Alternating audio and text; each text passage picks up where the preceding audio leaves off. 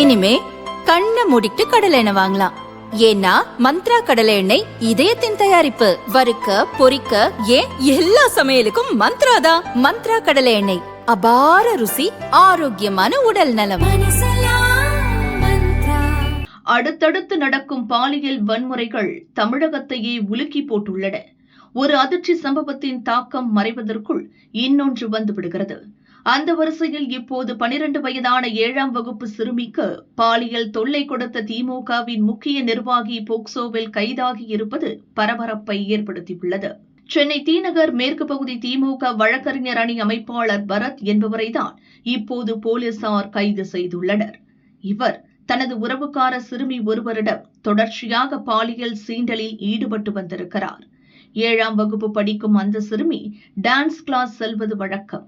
அங்கு நடன ஆசிரியை குட் டச், பேட் டச் குறித்து பாடம் எடுத்து இருக்கிறார். எதெல்லாம் பேட் டச் என்று ஆசிரியை விளக்கிய போது மாணவி அதிர்ச்சியடைந்தார். என்னை பார்க்கும் போதெல்லாம் உறவினர் ஒருவர் பேட் டச் செய்கிறார். நீங்கள் சொன்ன பிறகுதான் அவர் தவறாக நடக்கிறார் என்பது புரிந்து கொண்டேன் என்று நடன ஆசிரியையிடம் அந்த மாணவி சொன்னார்.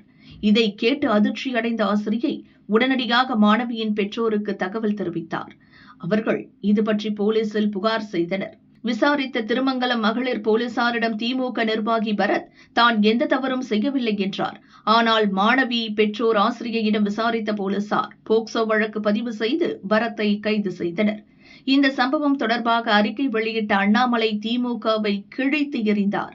அவர் கூறியது: சென்னை சிறுமிக்கு பல ஆண்டுகளாக பாலியல் தொல்லை கொடுத்த திமுக வழக்கறிஞர் அணி நிர்வாகி பரத் போக்சோ சட்டத்தின் கீழ் கைது செய்யப்பட்டிருக்கிறார்.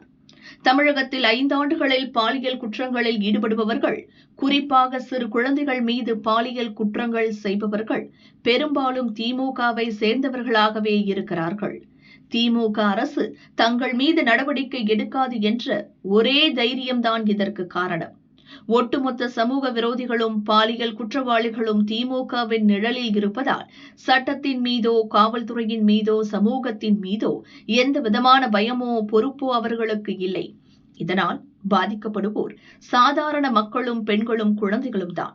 பெண்கள் வெளியில் சென்றுவிட்டு வீடு திரும்பும் வரை குடும்பத்தினர் வயிற்றில் நெருப்பை கட்டிக்கொண்டு காத்திருக்கும் மிக மிக மோசமான நிலையில் இன்று தமிழகம் இருப்பதற்கு முழு காரணமும் திமுகவின் அலங்கோல ஆட்சி மட்டுமே. குழந்தைகள் பாதுகாப்பு என்பது அனைத்துக்கும் அப்பாற்பட்ட விஷயம். சமூக விரோதிகளின் கூடாரமாக விளங்கும் திமுகவை முழுமையாக புறக்கணிப்பதே நமது குழந்தைகள் பாதுகாப்பாக இருக்க ஒரே தீர்வு என்று அண்ணாமலை கூறியுள்ளார்.